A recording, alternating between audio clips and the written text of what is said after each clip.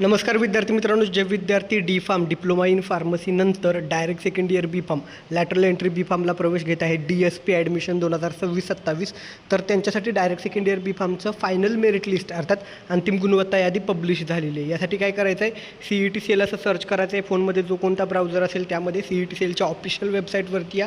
इथे आल्यानंतर admission portal 2026-27वरती या। याच्यामध्ये आल्यानंतर बघू शकता टेक्निकल एज्युकेशनमध्ये अंडर ग्रॅज्युएटमध्ये खाली या ठिकाणी direct second year pharmacy DSP पर्याय आहे। डायरेक्ट सेकंड इयरचं पोर्टल ज्यावरती तुम्ही रजिस्ट्रेशन केलेलं त्या वेबसाईटवरती या। त्या वेबसाईटवरती आल्यानंतर इथं तुम्ही बघू शकता मेन जे पेज आहे पहिलं त्यावरती फायनल मेरिट डिटेल्स आलेले आहेत।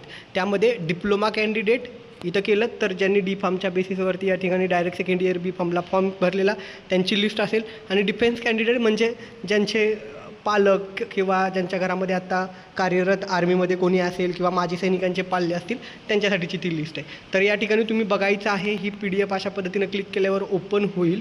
ती ओपन झाल्यानंतर त्यामध्ये तुमचा जो काही ॲप्लिकेशन ID आहे, रजिस्ट्रेशन नंबर जो DSPने सुरुवात होतो तो पूर्णपणे इथे टाका, किंवा तुमचं नाव जरी सर्च केलं तर तुम्हाला या लिस्टमध्ये नाव बघता येईल।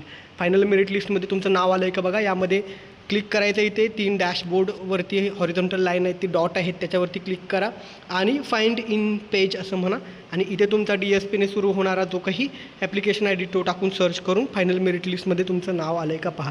अर्थात ज्यांचं नाव फायनल मेरिट लिस्टमध्ये आलेलं आहे ते विद्यार्थी आता कॅपराऊंडसाठी ऑप्शन फॉर्म भरू शकतात। कॅपराऊंडसाठी ऑप्शन फॉर्म भरत असताना काही गोष्टींची काळजी घ्यायची आहे।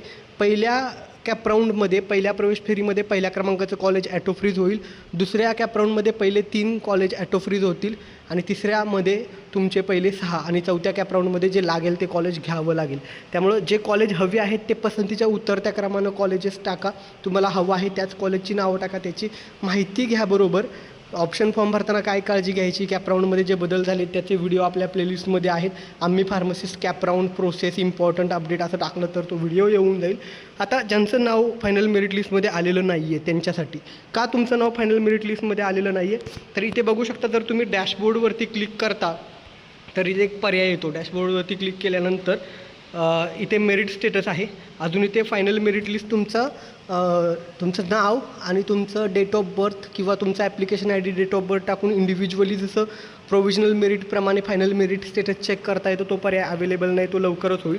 आता list of non qualified candidate जे आहे त्यावरती क्लिक कराल तर ज्यांचं क्वालिफाईड झालेली नाहीत, म्हणजे डिप्लोमाला कमी पर्सेंटेज असतील किंवा जे काही तुमच्या चुका झाल्या असतील त्यामुळं का तुमचं नाव आलेलं नाही, हे स्टुडंटची लिस्ट आहे।